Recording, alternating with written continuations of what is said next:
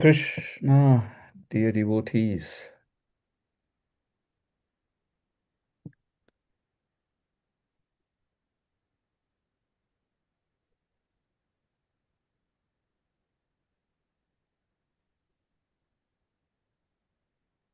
Hare Krishna, dear devotees. I'd like to welcome you all for joining today's class with His Holiness Chandramauli Maharaj. Today is a very auspicious occasion of Gita Jayanti, so a very warm welcome to you all. Thanks for joining today.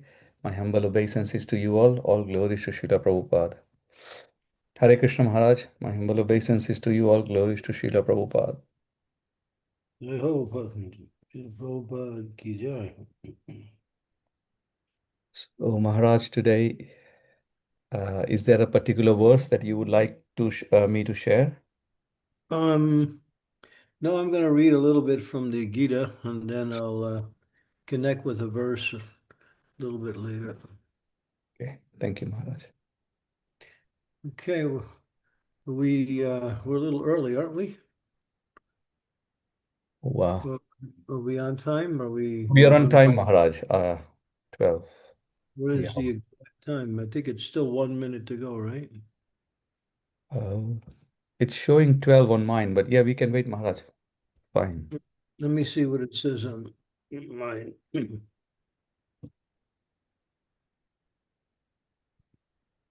Yep, says right on, right on. Okay, we'll start because we've been starting too late lately. Okay. Om Gyan Timidandasya Gana Jana Salakaya Chaksun Militam Yena Tasmai Shri Gurave Namaha Nama Om Vishnu Padaya Krishna Prasthaya Bhutale Srimate Bhakti Vedanta Swami Niti Namine Namaste Saraswati Deve Gaudavani Pacharine Nirvisesa Sunyavari Pastyat Yade Satarine Vanchakalpa Tarubhascha Kripa Sindhu Bevacha Titanam Pavanebhyo Vaishnavebhyo Namo Namaha Jai Sri Krishna Chaitanya Prabhu Nityananda Sri Advaita Gadadhara Sivasari Gaur Bhaktivinoda Hare Krishna Krishna Krishna Hare Hare Hare Rama Rama Rama Hare Hare. So today we are honoring the speaking of the Bhagavad Gita by the Supreme Personality of Godhead, Sri Krishna himself. It's one of the most important scriptures worldwide, followed by hundreds of millions of people. And it deals with the preliminary science, the ingredients of the science of bhakti in a very simplified and easy way, but very profound at the same time. So I'll read a little bit about the glories of Gita. It says that one should read this literature very carefully. Gita Shastra Midam Punyam Yad Pate Prayatam Pumam. If one properly follows the instructions of Bhagavad Gita, one can be free from all miseries and anxieties of life. Bhayam Sokari Varjita. One will be free from all fears in this life, and in the next life, one will be one will be spiritual. That's from Gita Mahatmya number 1. From Gita Mahatmya number 2, Gita Dhyayana Silasya Pranayama Parasya Cha Naivam Shantihi Papani Purva Janma Krikani Cha. That translates into, let's see here. If one reads Bhagavad Gita very sincerely and with all seriousness, then by the grace of the Lord, the reactions of his past misdeeds will not act upon him. So when we come into this world, we have accumulated karma, both good, bad, mixture of both. And these things will fructify and come in the form of happiness and distress. But here it says that if one reads sincerely with all seriousness, then these misdeeds will not act upon him. So just by coming in contact with the Bhagavad Gita, one is coming in contact with the speaker of the Bhagavad Gita, Sri Krishna himself. And then, of course, the most important verse, or one of the most important verses in the Bhagavad Gita, Krishna says, Sarva Dharmam Parikshijam Mamekam Saranam Raja Aham Tvam Sarvapapebhyo Moksha Ma Suchaha. He says, abandon all varieties of religion and just surrender to me. I shall deliver you from all sinful reactions. Do not fear. And so the Lord takes all responsibility to take care, protect, and guide the surrendered soul. And it says, he prevents one from getting the reactions of one's sinful activities. So he says, surrender. What does he say? Abandon all varieties of religion. What is he saying? He said, give up your own ideas on how you can make yourself successful in spiritual life and surrender to me. I'll do everything. And then he ends the verse by saying, Ma Suchaha, do not worry, do not hesitate, do not fear. He gives those 3 points in that one statement, Ma Suchaha. So for a devotee, the words of the Lord become the solemn principle of one's, what we say, choices. And when the Lord says, just abide in me, he's not just saying that. He actually says he can give full and complete protection against all of the reactions of one's sinful activities and move one along towards the goal of life. Next verse, this is number 3 from Gita Mahatmya. Malam mimochanam pumsam jalashanam dine dine sakrat giramrita shanam samsara malanasanam. One may cleanse himself daily by taking a bath in water. But if one takes a bath even once in the sacred Ganges water of Bhagavad Gita, for him the dirt of material life is altogether vanquished. So the Ganges is very powerful. It is coming from the lotus feet of the Lord throughout the different realms of existence, from the higher planets to the lower planets, middle planets, from the higher planets to the middle planets, not the lower planets. And when it's fortunate enough to take bath in the Ganges, one can be freed from all reactions of one's sinful activities. But as soon as one is finished, then they go out and they begin their activities again, and then they start accumulating more reactions, and many of them are sinful. But one who takes shelter of the Bhagavad Gita, regularly reads daily, not only does one get freed from the actions, but the Lord protects them from further sinful reactions.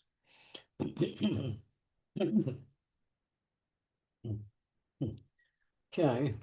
Gita Sugita Kartavya Kim Anya Shastravastharai Ya Swayam Padmana Basya Mukta Padma Vini Rista.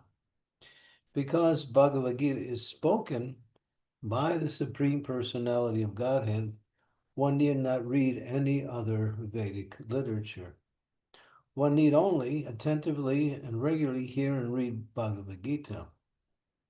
In the present age, people are so absorbed in mundane activities that it's not possible for them to read all Vedic literatures.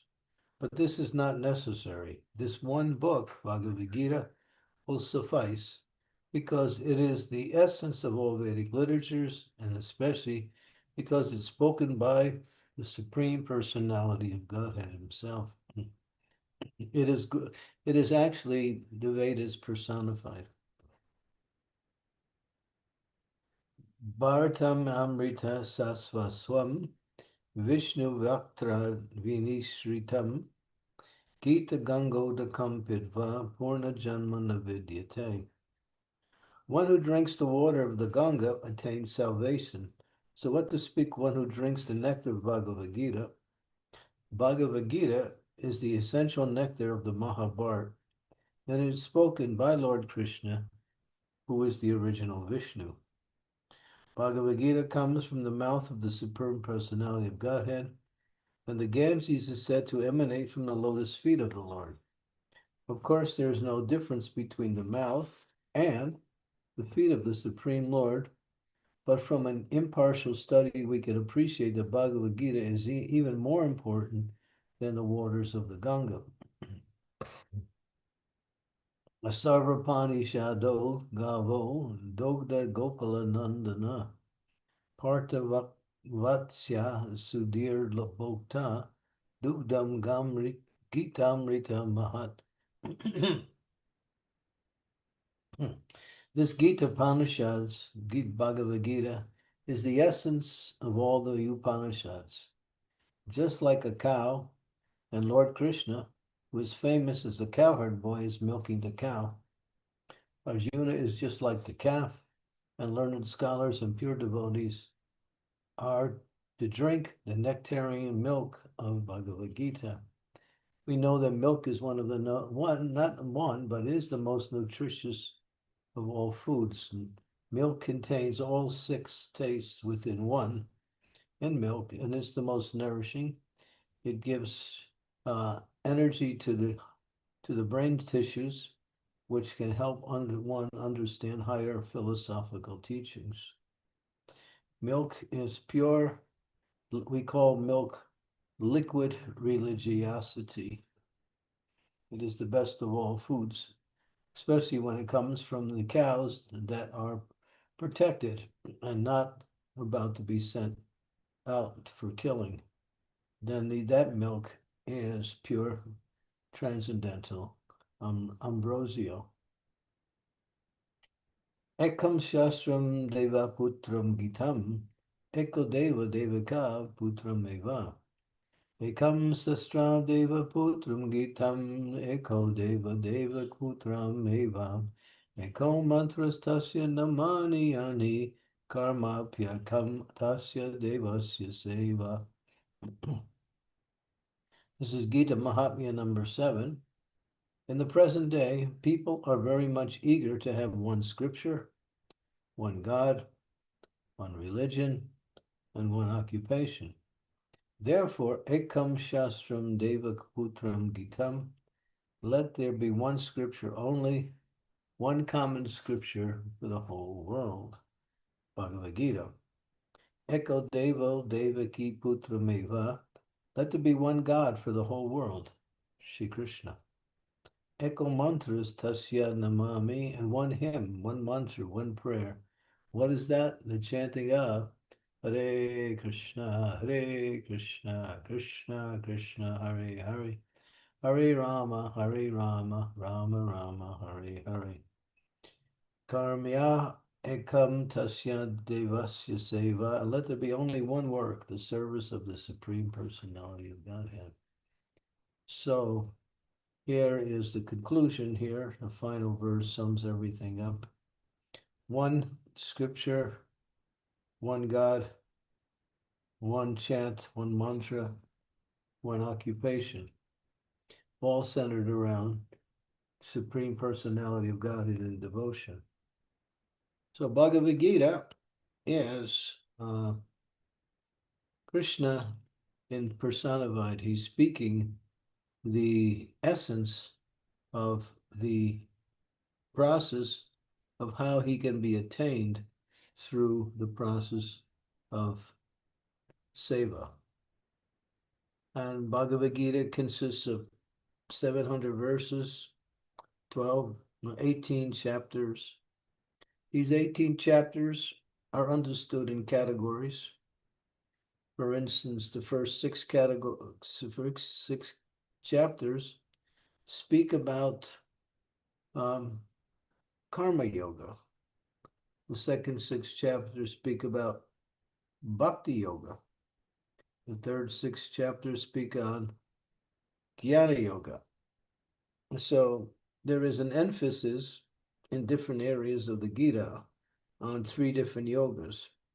But because Bhagavad Gita is a scripture about devotion, the element of devotion is the thread that connects all of the verses together.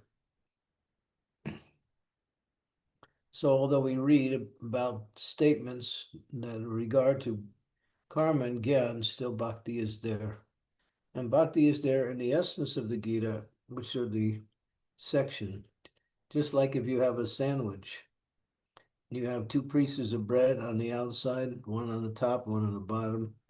And then in the middle, you have the food that you're going to eat, and the best part of the sandwich. The bread just keeps it together.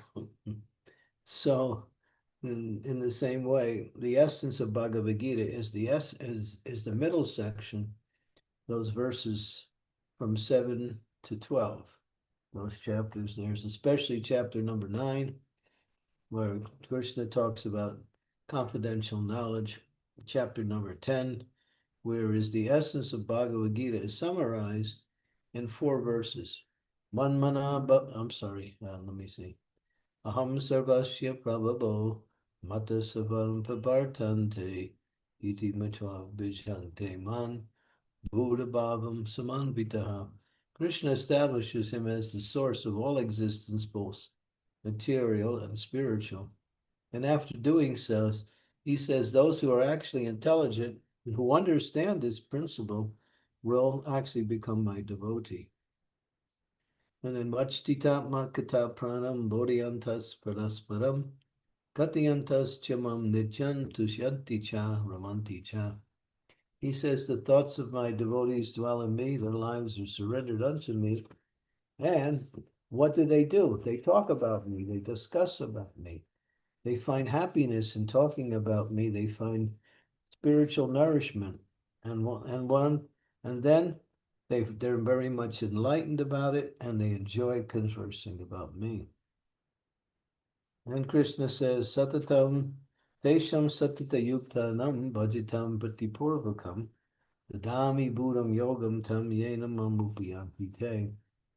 He says, those who are constantly devoted and worship me with love, I give them the understanding by which they can come to me. So he says, this is the mood. This verse is very important. It's one of the 4 verses which make up the essence of the teachings of Bhagavad Gita. And this verse is about devotion to Krishna. When it's done in a continuous way through service, then Krishna directs that soul back to him. Just by their absorption in devotional service, Krishna guides them back to his lotus feet, and they achieve total perfection, and ultimately they attain the spiritual world after they leave the body. And then the last of the 4 nutshell verses, Desham evanukam partam aham jnanatam jam damaham dasyayam yatma bhavasto Jnanadipena Basvata. He says, I show mercy, special mercy to them, because I dwell in their hearts. And what do? I destroy with a shining lamp of knowledge the darkness born of ignorance. So any ignorance that remains within the heart of the devotee, Krishna there, who is dwelling within, he destroys that knowledge as the devotee engages in devotional service. So these 4 verses are called the nutshell verses, which the whole philosophy of Bhagavad Gita expands based on those 4 verses. Yeah. But then after teaching Arjuna, who is he? He is actually representing us. Krishna is speaking Bhagavad Gita to the whole world, but only the devotees can understand it. So Arjuna, he is a devotee, so he can understand, but he's playing the role of one who doesn't understand and asking questions. And Krishna's clarifying all the principles that he teaches through the process of question and answer. As Arjuna asks the question, Krishna expands on that and gives more and more information. And then he goes into more and more philosophical and practical understanding of how to execute devotional service. He teaches us what to avoid. He teaches us the importance of um, controlling the mind and senses and engaging that mind in devotional service. He teaches how he is situated within the heart and giving directions to all living entity. He talks about the three modes of material nature and the effects of on the conditioned soul. And he talks about, who are the saintly persons and what are their qualities, who are the demons, what are their qualities also, or characteristics. And then in the 11th chapter, he reveals his universal form to Arjuna just to show the whole world that he is the speaker of the Bhagavad Gita is the Supreme Personality of Godhead and not some powerful incarnation or some great soul who somehow or other has the name Krishna. It's not like that. It's the actual, and this is what we say enunciated throughout the Bhagavad Gita. Krishna speaks about his position. Arjuna glorifies his position, and by emphasizing his position in so many different ways. As he says in the same 10th chapter, he says, Param Brahma, Param Dhamma, Pavitram Param Bhavam, Purusham Shashvato Divyam Adideva Majam Vibhum Ahustvam Vishayam Sarve Devashi Naradastata Asita Devalo Vyasa Swayam Chaiva Bhavishime. He says, you are the Supreme Personality of Godhead, the ultimate abode, the purest, the absolute truth. You are eternal, transcendental, the original person, unborn, the greatest. And not only are you declaring it, but such persons as Narada, Asita, Deva, Vyas are also declaring it. So now he's supporting Krishna's statements about himself by giving evidence from great souls who also speak in the same way, that Krishna is the Supreme Personality of Godhead. And therefore the knowledge is pure, and the knowledge is the most deepest philosophical knowledge. And then he sums everything up just before he talks about surrender with one verse. Man manam bhava mad bhaktahu mam yaji mam namaskuru mam mevaisisi satyam te patijano priyosi me. Always think of me. Become my devotee. Worship me. Offer your homage to me. Then he says, if you do these four things, he uses the word surely. Surely you will come to me. No doubt. I promise you this. Why? Because you're very dear to me. So this is Krishna. He gives assurance. He speaks from different angles and sums everything up in the process of surrendering him by engaging in these four activities. Think of Krishna, serve Krishna, worship Krishna, offer your obeisances, homage to Krishna. And Prabhupada talks about this verse as being the foundation by which we perform all of our activities, this particular verse. So Krishna consciousness is very easy because it's all about focusing on Krishna. That's all. It's not about any other demigod or anything else. It's simply becoming Krishna addicted. Folk become so absorbed in thinking, doing everything for Krishna, keeping your mind focused on Krishna, thinking ways to improve your relationship with Krishna through various activities, especially through your day-to-day services. So we don't have to worry about anything. If you bring in the light of the sun, the darkness leaves. If you, yeah.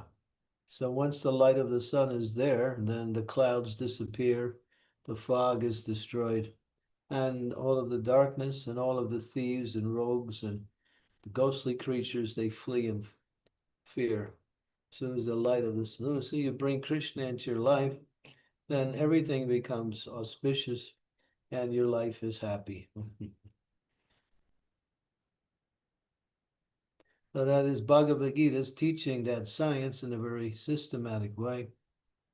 Prabhupada's purports are so nicely framed as he systematically gives us the teachings in the purports in what we might say in parallel to the same statements Krishna is making in the verses. Prabhupada's Gita is so amazing. It's beyond belief. I mean, there are more than 700 versions of Bhagavad Gita, but what is the value of all of them? Most of them are about the author and not about the person who is speaking the Bhagavad Gita.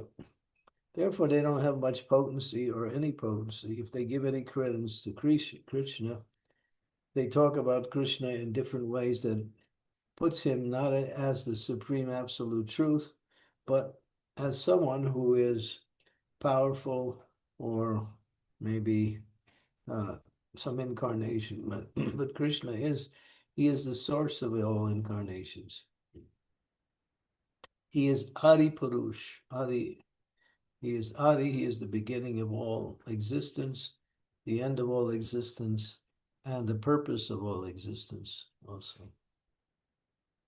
So Bhagavad Gita helps us understand everything in these 700 verses. And so today is we celebrate Krishna speaking the Bhagavad Gita. How fast did Krishna speak the Bhagavad Gita? It took him a half hour to finish all of it. Prabhupada said from between 30 and 35 minutes, Krishna spoke the entire Bhagavad Gita. We can't do that, even if we try to speak it as fast as possible with great accuracy, it will still take us 2 hours. But Krishna did it in 35. And the amazing part is that Arjuna understood it in the same time period. So you can see the quality of Arjuna. He wasn't just some pilgrim floating around looking for something to do. He was actually a great soul who was a dear friend of Krishna.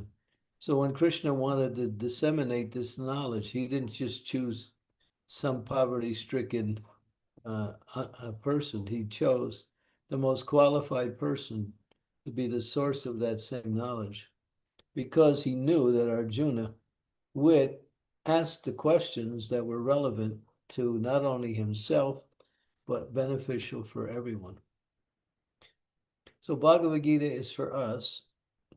Krishna is the cow, Arjuna is the calf, and the milk is the nectar of the philosophy of Bhagavad Gita.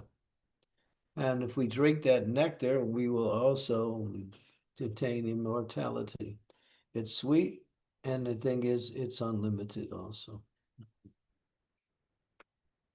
Okay, so there's a little bit about the Bhagavad Gita. There's so much more we can say. The verses in the Bhagavad Gita. I'll read the last verse, which is kind of a summation of everything in one particular verse, and that is 1878. It's so nicely written too. Yatra Yogeshwara Krishno Yatta Partha Dhanurdara Tatra Sri Vijayo Bhurti Dhruva Nitir Matir Mama. Wherever there is Krishna, the master of all mystics, and wherever there is Arjuna, the supreme archer, there will also certainly be opulence, victory, extraordinary power, and morality. Sanjaya is speaking this. He is the servant of Dhritarashtra, and he understands Krishna's position. And then he says, that is my opinion. And so his opinion is actually transcendental knowledge or fact. So that same thing applies. You bring Krishna into your life, then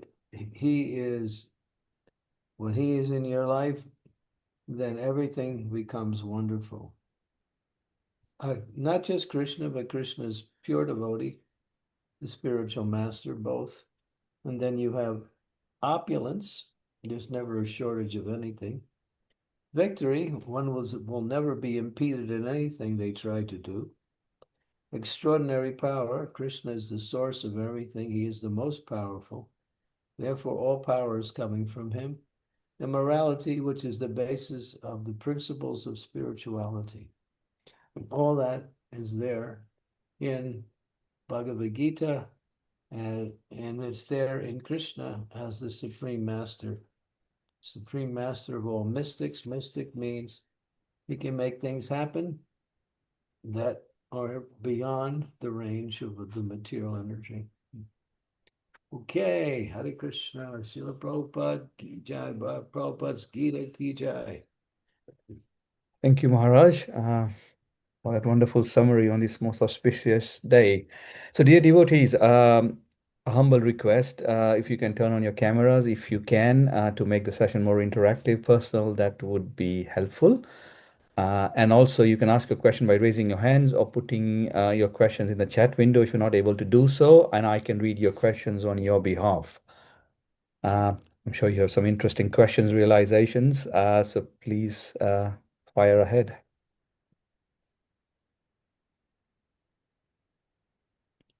Doesn't have to be questions. Today's subject matter is Gita, so you can say anything related to the Gita, your personal realizations, how often you read the Gita, what you have gotten from the Gita, your experiences in trying to distribute the Gita to others, anything related to the Gita. Thank you, Maharaj. Rajamandal Prabhu, please go ahead. You are on mute. There we are. Sorry. Hare Krishna, dear Guru Maharaj, please accept my humble obeisances. All glories to Srila Prabhupada, all glories to your lotus feet, and all glories to all the devotees. Just wanted to quickly, a realization I had with the Gita that I practice quite often, that sometimes it's Krishna so special that any page I go to, for example, it could be anything, and I just flick through and then just look at a verse, and that verse is very evident in my life. So whatever the verse is, it's whatever Krishna is saying to, it's very, very evident. And I've noticed that it's extremely evident and very factual to me. And it's very interesting how Krishna works like that. And I found that very, very interesting. My father told me to do it many, many years ago. He told all of us to do it. And we practice that still today. You just flick through, doesn't matter. And just go to a page and you'll see that the answer's there. Whatever you're going through or whatever's happening or you need an answer, Krishna will have it there. Yeah, because Gita is alive. It's not just a book with some words on the pages. It's Krishna in transcendental literature, transcendental sound vibrations. So when you are approaching the Gita, you're actually approaching Krishna. And therefore, he's reciprocating according to what you need to hear.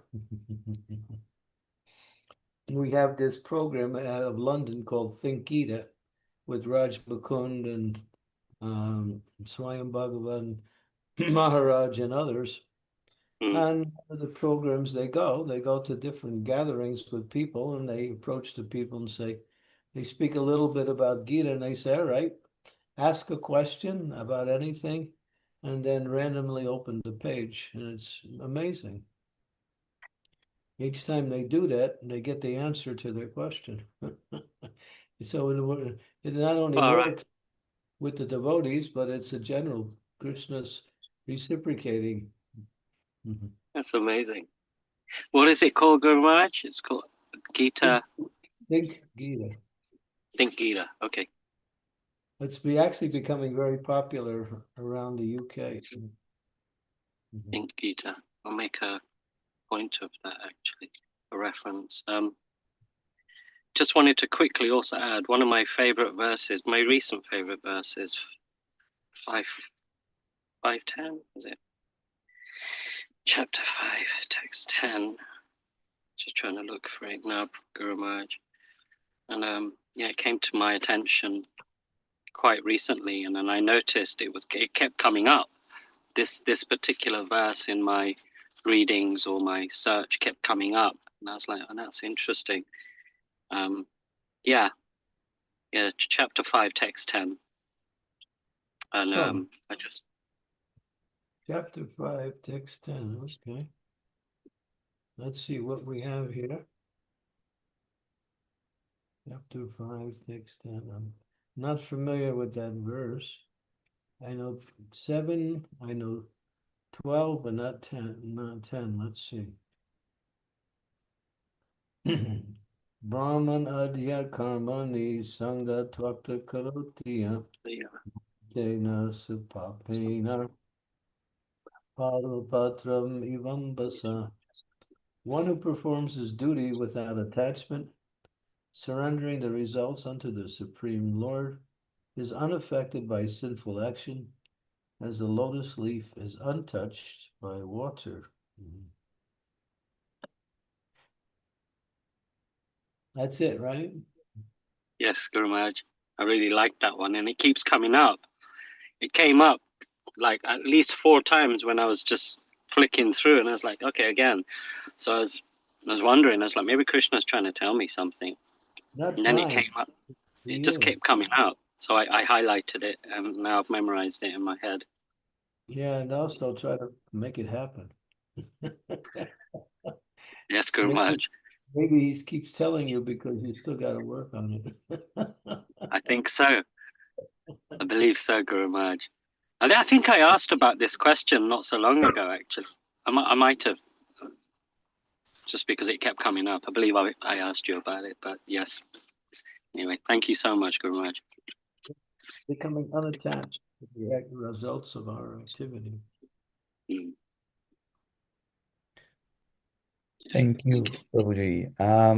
So Krishna Kaviraj Prabhu, you can go ahead, and then Vrishabhanu Prabhuji can go next. Thank you. Thank you, Guru. Very much. Please accept my humble obeisances at your feet. All glories to Srila Prabhupada. Glories to you. All glories to all the Vaishnavas. Guru Maharaj, I have tried to read the Bhagavad Gita so many times, over and over and over again, reading verses over and again, hearing the classes on the Bhagavad Gita, and I always struggled to understand the verses. But then not long ago, my daughter brought me this book. It's called Prayers Inspired by Bhagavad Gita, Songs of the Soul Seeking Shelter in the Song of God by Chaitanya Charan Prabhu. And this is so amazing. This brings it to life for me, because on each page, on the left-hand side, there's a photograph of a deity of Krishna. Beneath it, it has the title of the verse, the actual verse, and then the translation that he's put in poetic form in English, and then complete on the left-hand side is writing about the verse, but in a prayer form. So I can understand it in the prayer form, and he's going deeper into the verse, and it just brings it to life for me. So, and then when I just read one verse, and then you don't want to go on to the next verse, you just want to spend time reading it again or thinking about it, because it's just so good. It really brings. I've been reading for like Bhagavad Gita for 20 years. I never understood it, and this really brings it to life for me. Good. Yeah, he's also written in other books in relationship to the Gita also. So his work on the Gita is really transforming. He helps you to understand it in a practical way, in a spiritual way, in different ways. He opens up these verses and Srila Prabhupada's purports also. Yeah. He's actually a genius. Yeah, thank you. Yeah, that gives you an understanding how dynamic this scripture is, that one can explore and go deeper and deeper and find more and newer meanings. There's something for everybody there.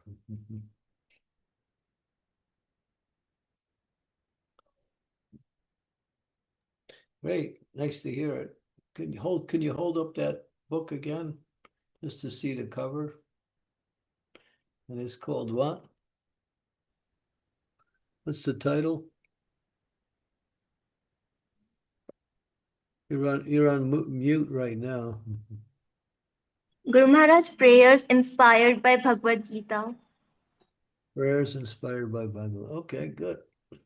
Sounds like something everyone should get a copy of.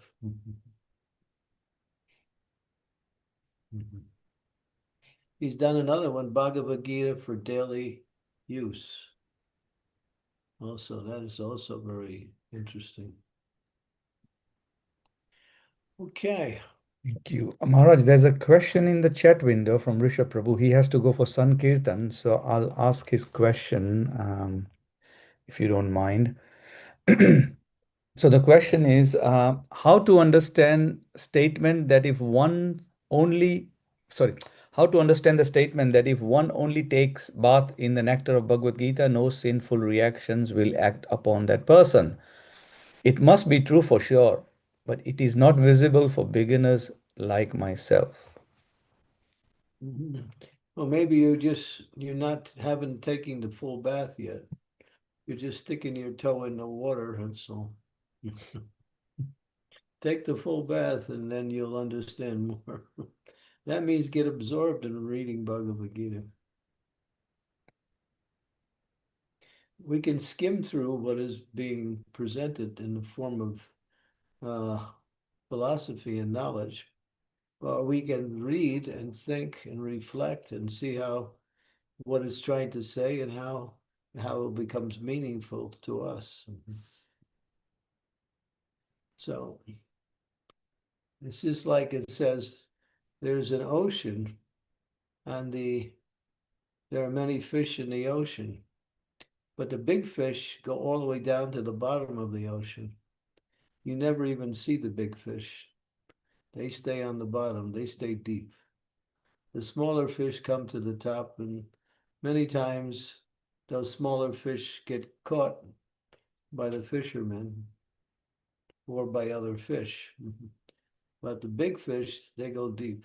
So going deep means to not only read it, but read it to understand it, read it to apply it, read it to reflect on it, read it to talk about it. Get into it. This knowledge is not just theory, it's life changing.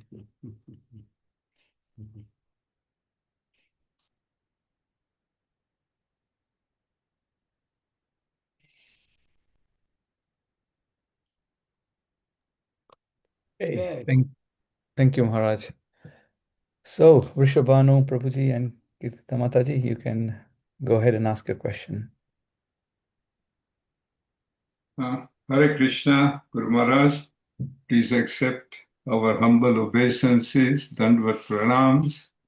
All glories to Srila Prabhupada, all glories to our devotees on the panel. Thank you very much for this, on this auspicious day, for this essence of Gita which you summarized.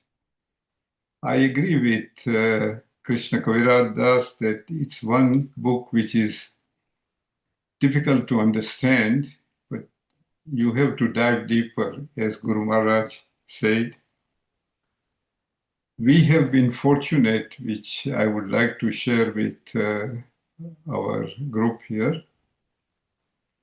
We have been fortunate to attend Gita Jayanti at Manor for a few years, where all the 700 verses are recited in one go, and this is followed by explanations.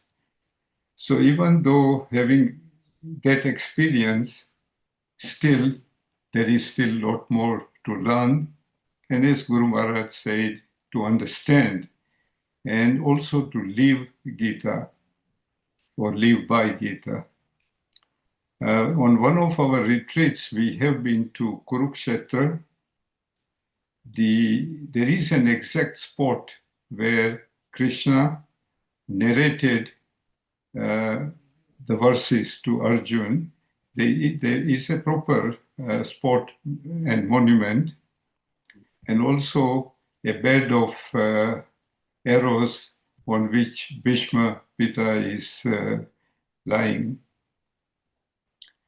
And when you are there in that field, in that vastness, and you try and think of the war or the battle or whatever took place, and the number of people on either side fighting each other, and in the middle, the chariot is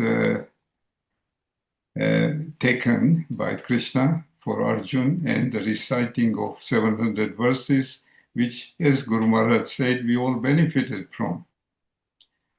That is our experience, and we thank Krishna for everything. Still a long way to go, but a point has come to my mind is Bhishma Dev was lying on a bed of arrows. I'm sorry. And he was waiting for the right moment to leave his body. But Guru Maharaj, what about all the people who died in the battle? Were they liberated because they were in presence of Krishna when they left their bodies? Yeah. Those who died in the battlefield, when Krishna was there, they saw Krishna, and ultimately they attained, let me see. It depends. There were different types of people there. Some of them had good births in their next life as Brahmins. Some of them reached the higher planets like that. So they got liberated in some way. They got elevated Yes. in some way. Those who fought on the battlefield and didn't see Krishna didn't get as much benefit as those who saw Krishna. Okay. Yeah, that's Even if they so. didn't follow Krishna, still, if they saw him, it had effect.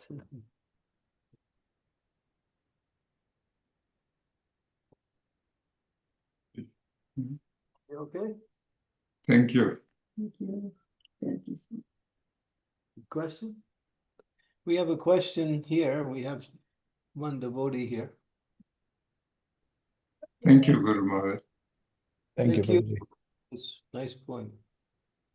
I have some very clever canto in Srimad Bhagavatam that those who are following the regulation and following the spiritual path, they should read one chapter of Bhagavad Gita daily and Vishnu Sahasranam once a day. I don't remember exactly which was the verse and where it is written. Well, we recommend that to our disciples to read one chapter daily. But Vishnu Sahasranam. Recommended to like to overcome, I mean, to give the guards against the offenses or. Yeah, it's purifying. It gets rid of the sinful reactions.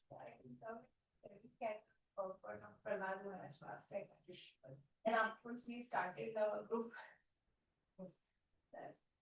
One chapter. Yeah, it's Rajeshwari here is saying that the Bhagavatam recommends that we read one chapter of Bhagavad Gita every day. And it's something that I personally have been doing when people who are the disciples ask for guidance and instructions. I tell them all the same, read one chapter of Gita per day, and 1 verse of Bhagavatam per day.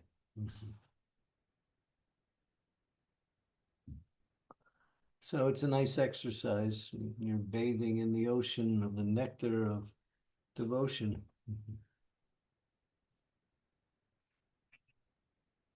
Even Vaisheshika Prabhu also he started chat, 1 chapter a day, like same chapter for whole month. Some days the Sanskrit translation, Sanskrit verses, and the other day English translation. You will be familiar with the shloka. Yeah. 1 chapter a month. Read the chapter every day for 1 month. Then you become expert on that 1 chapter. You do 18 chapters, you become expert in the Gita. It'll take you, what is it, 18 months? A year and a half.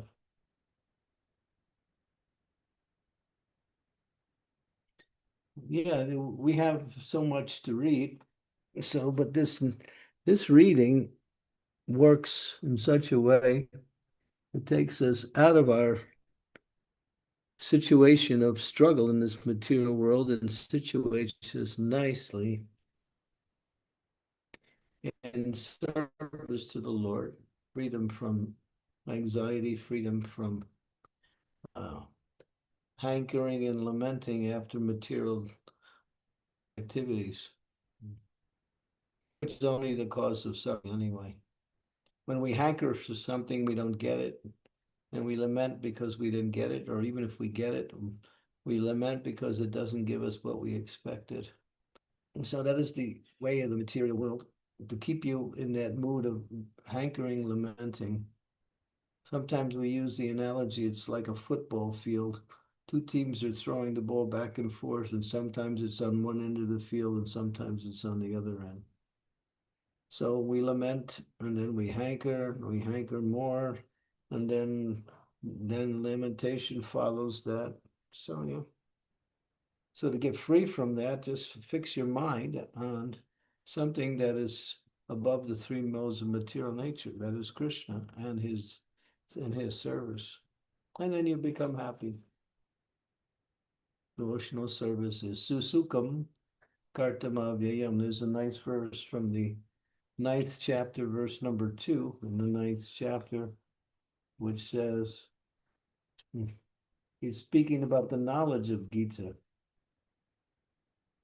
It says, Rajavidya Rajaguyam Pavitam Idamuttamam Pavaksarvagalam Dharmam Susukam Kartam Avyayam. This knowledge is the king of education, the most secret of all secrets. It is the purest knowledge because it gives direct perception of the self by realization. It is the perfection of religion.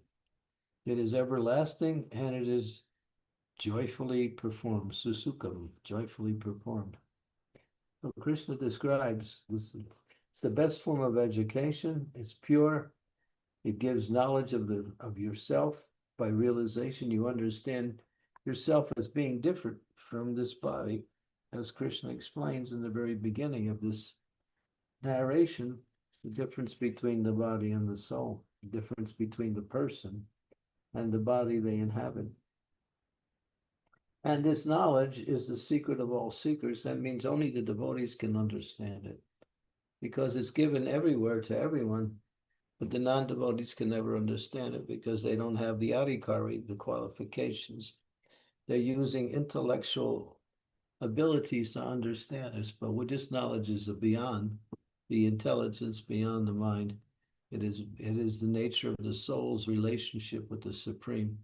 So it can only be understood by the devotees who are engaged in devotional service.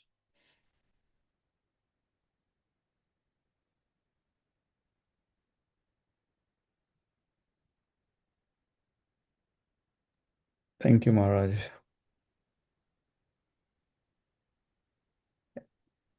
Any Other questions, comments? Right there, there's one right there. Oh, sorry, Maharaj. I was on a different view. Sorry about that. So please go ahead, Mataji. Hare Krishna Guru Maharaj, please accept my humble obeisances. All glories to Srila Prabhupada. So what happened to Sanjaya after he personally saw and heard the Bhagavad Gita?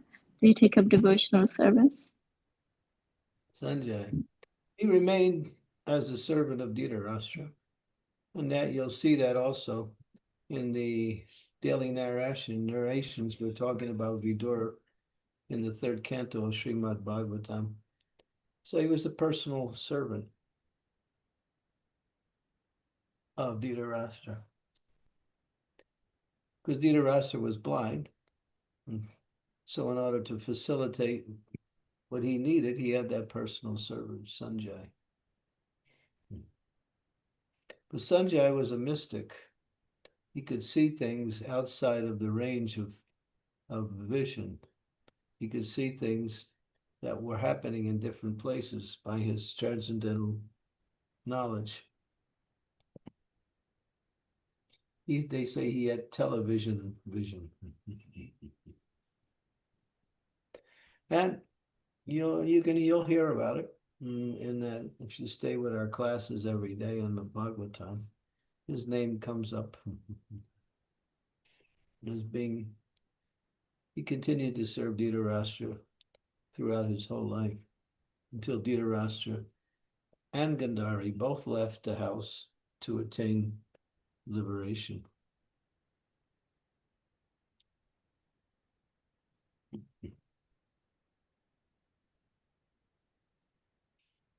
Thank you, Maharaj.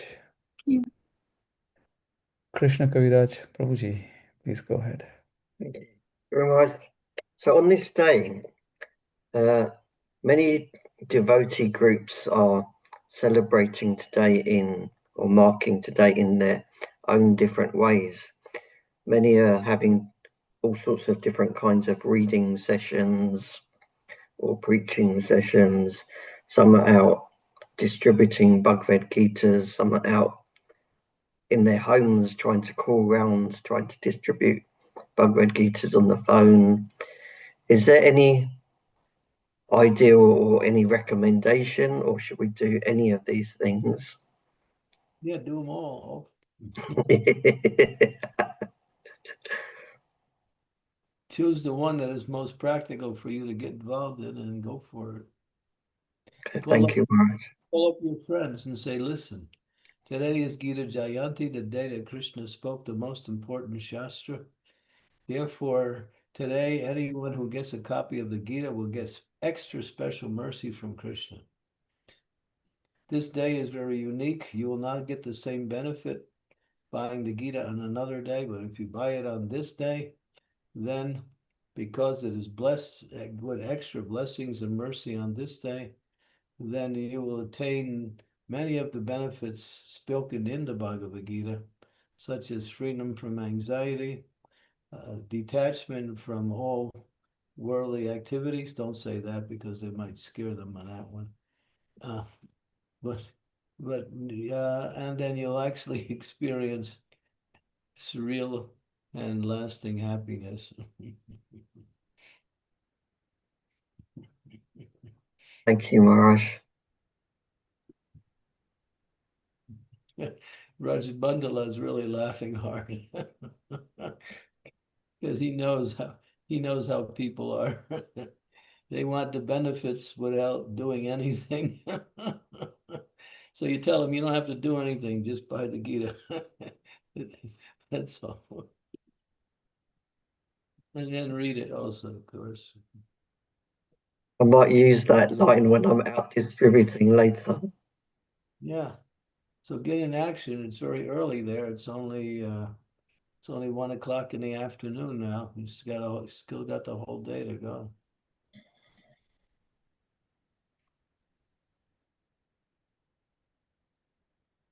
Thank you, Maharaj. We'll use this as a distribution line. Yeah, it's true. That's not just some euphemism. It's true. Yes, correct. Official. No. Just like what is that called on when the Bhagavatam, there is Bhadra Purnima. So it also works for Gita on this day.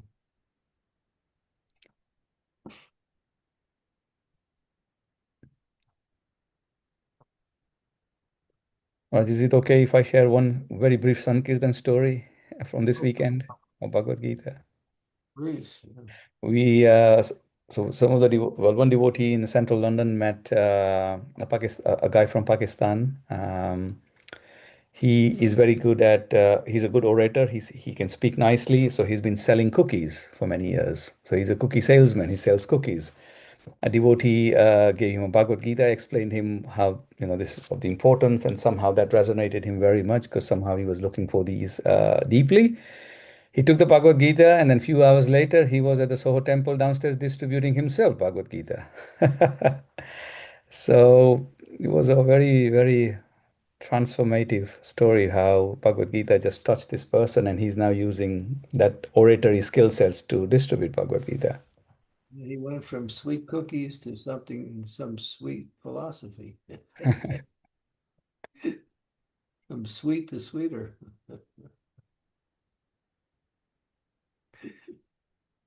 Good, good, good. That's nice. Because he was intelligent, he could see the value. Yes, Maharaj. Sometimes you have to try to speak to let them understand what is their benefit, and other times they can immediately recognize it. It's different for different people.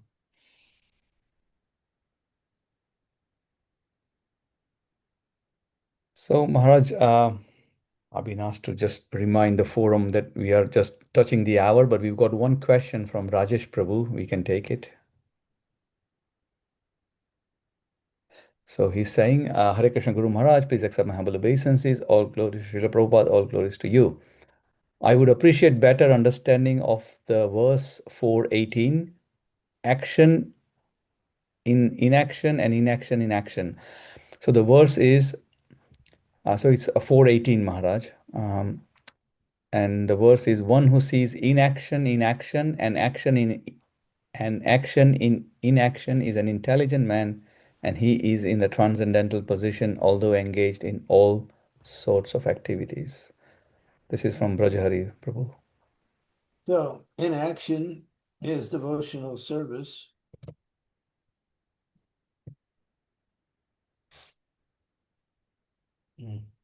Is spiritual activity, because it doesn't produce any. It says here, person acting in Krishna is naturally free from the bonds of karma. His activities are performed for him. Therefore, he does not enjoy or suffer the effects of work. So inaction is actually devotional activity. Although he's engaged in all sorts of activities, he's akarma without any reactions to work. Therefore, he engages himself in activities of Krishna consciousness, and there is no reaction, either good or bad. He is elevating himself or purifying his consciousness, and that is called akarma, or spiritual activities. So, yeah, action and reaction bring about karma, but one who is performing activities in devotional service, they're actually not performing any action. So therefore, that's inaction. Although doing something, they're not acting. And those who, it says here also, those who perform action and can see action in inaction is also to see the activities of devotional service produces no reaction. The one is not acting, and there's no reactions because they're acting outside of the three modes of material nature.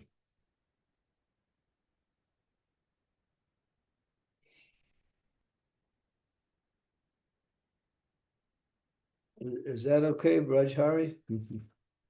Hare Krishna, Guru Maharaj. Yeah, essentially what you're saying is you're performing action, but they're not leading to any reaction. So it's a karmic activity in that sense.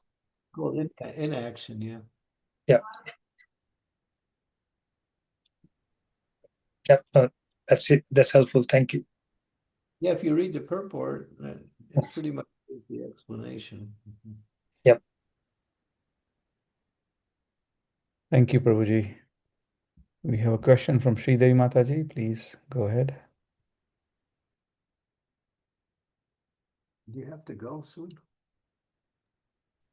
I want to give you something before you leave, so don't leave. Yeah. Sridevi, unmute yourself and fly into action, and then have no reaction. Hare Krishna, dear Guru Maharaj, please accept my humble obeisances on this beautiful day of Gita Jayanti. All glories to Srila Prabhupada, all glories to you, Guru Maharaj. As you were speaking today, Guru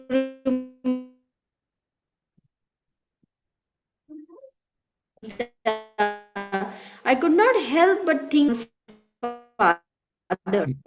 Mataji, we are losing. His memory of few verses that he recalls from Bhagavad Gita, I think that is what has saved him, because and he remembers Karmanyevadikaraste. He's very fond of these two verses. And you're Mataji, sorry quoting to in the morning also. We had audio disruption on your end, so if you can repeat your question, if you don't mind, Mataji. I'm so sorry. Could you hear anything at all? Yes, it's clear now, Mataji. Okay. Please accept my humble obeisances, dear Guru Maharaj. All glories to Srila Prabhupada, all glories to you on this beautiful day of Gita Jayanti. As you were speaking and glorifying Bhagavad Gita, also in the class today morning, I could not help but remember my 90-year-old father who had learned some, maybe all of it, but he recalls a few verses of the Bhagavad Gita even today.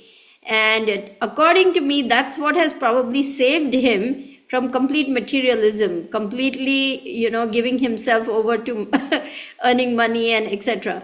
He remembers Ananyas Chintayanto Mam and he remembers Karmanyevedikaraste. He's very fond of quoting these two verses.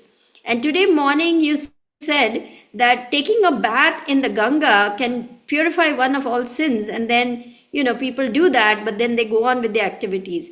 But Bhagavad Gita is so purifying that ultimately one will come to Krishna consciousness.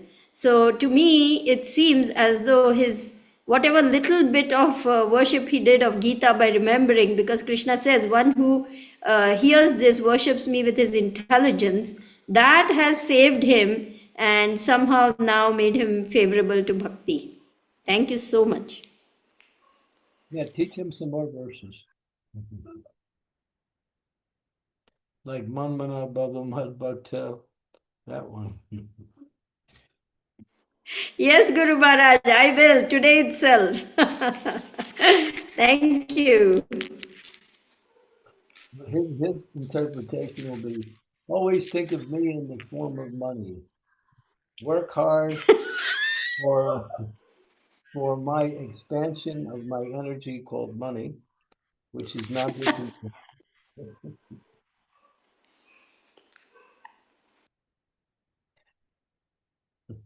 and Maybe so, but I will try to follow your instructions to the letter. and surely you will become rich just like me. That's Bhagavad Gita as I see it.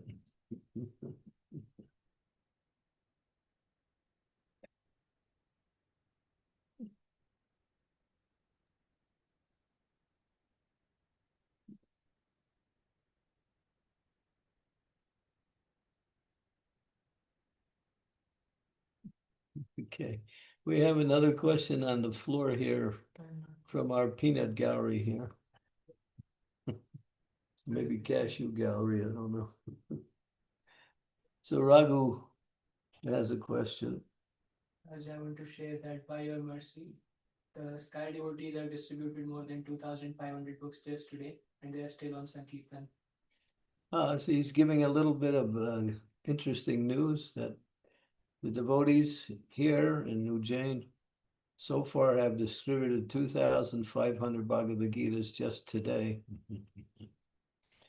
Just today. And they're still out there working, and they still will be out there for a few more hours. So I'll probably make 3,000 Bhagavad Gitas in one day. Pretty good.